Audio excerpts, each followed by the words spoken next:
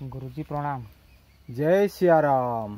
अच्छा गुरुजी, भगवान गणेश को घरे रखी पूजा करी हेब कि नहीं से विषय टी आमको जणाई दियंतु। जय सियाराम।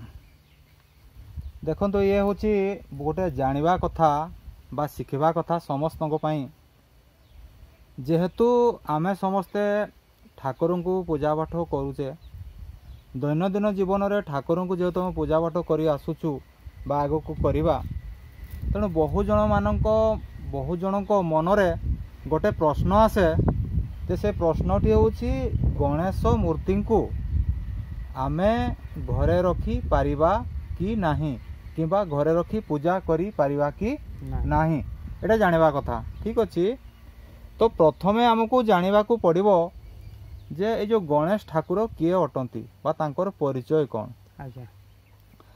ना गणेश ठाकुर हेले शिव पार्वती द्वितीय संतान, माँ पार्वती से मानस पुत्र। आ गणेश होचंती विद्या बुद्धि ज्ञानर प्रतीक। समस्त विघ्न को सी नाश करुथिबारु सी हेले विघ्न कर्ता, अर्थात गणेश को विघ्न कर्ता बा कर्ता कहले कौन सी भूल हेबो नाही। तेणु सी अग्र पूज्य होला गणेश, अर्थात सर्वदेवादेवी पूर्वरु जहाकू पूजा करा जाए बा जेउ देवता को पूजा करा जाए तांको हमें अग्र पूज्य बोली कही था, बा समस्तंकर ऊपर से आगे प्रथमे पूजा पाती। बिना गणेशंको पूजारे अर्थात बिना घट स्थापन करी आमे जदि कौन सी पूजा पार्वण करिबा बा कौन सी होम यज्ञ करिबा ताले सेथिरे सफलता मिले नाही। काहेकि ना जेहेतु गणेश हेले विघ्नहर्ता, समस्त विघ्न को से नाश करती, भक्तर समस्त इच्छा अभिलाष बा मंगलकर्ता अटंती। तेणु सर्वप्रथमे गणेश ठाकुर को पूजा करने आवश्यक बा उचित होता है।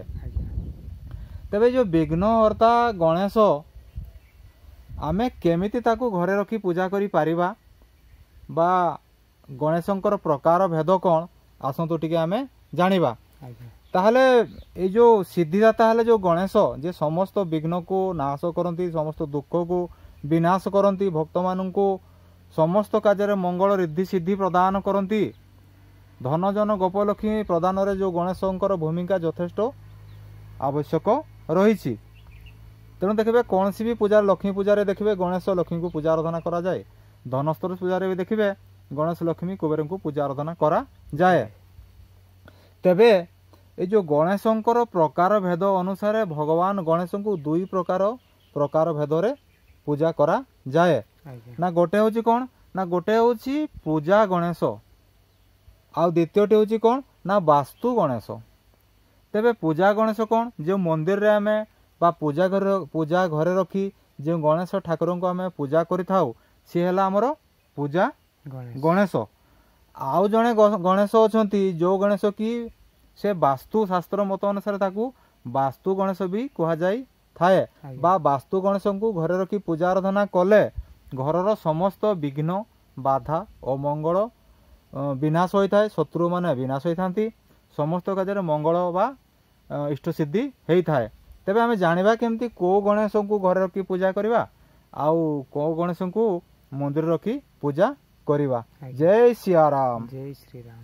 ताले प्रथमे होउची किए ना देखिए जो गणेशंकर सुंडटी बाम पट को थिबो, देखिए दी प्रकार गणेश आप देखा पाइबे ना गोटे गणेशंकर देखिए सुंडटी बाम पट को थिबो, आ गोटे गणेश को देखिए तांकर सुंडटी दक्षिण पट को बा दक्षिण पार्श्व को थिबो। ताले जेउ गणेशंकर सुंडटी बाम पट को थिबो सेला पूजा गणेश, ताको मंदिर रखी पूजा आराधना करा जाए। आ जहार सुंडटी डाहाण पटे थिबो ताकू आमे कोन कहूचु ना ताकू वास्तु गणेश बोली कहि थाउ। एवं देखिबे वास्तु गणेश हुंतु किंबा पूजा गणेश हुंतु देखिए तांको हाथ में निश्चय लड्डूटे भी थिबो, ताकू आमे माने गणेश ठाकुर बोली कहि थाउ।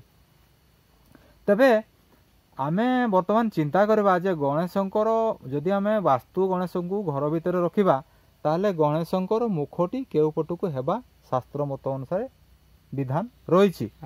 तबे शास्त्र मत अनुसार देखा गले ए जो ठाकुरंकर मुखटी सदा सर्वदा दक्षिण पट को हेबा कथा, किंतु ବହୁ କ୍ଷେତ୍ରରେ ତାହା ସମ୍ଭବ ହେଇ ନଥାଏ। ଆଜ୍ଞା ତେଣୁ ଆପଣମାନେ କ'ଣ କରିବେ ନା ଗଣେଶ ମୂର୍ତ୍ତିର ମୁଖକୁ ପଶ୍ଚିମ କିମ୍ବା ପୂର୍ବ ଆଡ଼କୁ ରଖିବେ।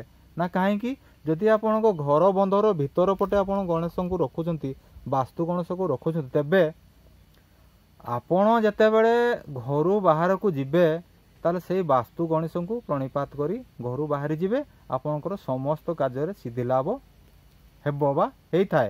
ଆଉ ଯେତେବେଳେ ଆପଣ ଘରକୁ ପ୍ରବେଶ କରୁଛନ୍ତି, ଘରୁ ଯଦି ବାହାର ପଟକୁ ସେ ଗଣେଶକୁ ରଖୁଛନ୍ତି, ତାହେଲେ ଘରକୁ ଯେତେବେଳେ ଆପଣ ପ୍ରବେଶ କରୁଛନ୍ତି ସେ ବାସ୍ତୁ ଗଣେଶଙ୍କୁ ପ୍ରଣାମ କରି ଘର ଭିତରକୁ ପ୍ରବେଶ କରନ୍ତୁ।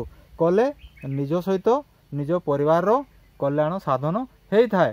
ତେଣୁ ନାନା ମୁନିଙ୍କ ତ ନାନା ମତ, କିନ୍ତୁ ନାନା ମୁନିଙ୍କ ନାନା ମତ ହେଲେ ବି ଆମେ ଯେତେ ସମ୍ଭବ ବା ଆମ ଦ୍ୱାରା ଯେତିକି ସମ୍ଭବ ହେଇପାରିବ ସେହି ଅନୁସାରେ ଯଦି ଆମେ ଠାକୁରଙ୍କର ବିଧିବଦ୍ଧ ଭାବରେ ପୂଜା ବା ଆରାଧନା କରିବା, ତାହେଲେ ନିଶ୍ଚୟ ରୂପେ ନିଜ ବା ପରିବାର ତଥା ସମାଜର ନିଶ୍ଚିତ କଲ୍ୟାଣ ସାଧନ ହେଇପାରିବ। ତେଣୁ ଆଶା କରୁଛି ଯଦି ମୋର এই কথা মাধ্যমରେ ବା ବୁଝାଇବା ମଧ୍ୟ ଯଦି କୌଣସି ତ୍ରୁଟି ରହିଯାଇଥାଏ ତାହେଲେ ତ୍ରୁଟିଟିକୁ ସଂଶୋଧନ କରି କ୍ଷମା ପ୍ରଦାନ କରିବେ। ଜୟ ସିୟାରାମ। ଜୟ ଶ୍ରୀରାମ।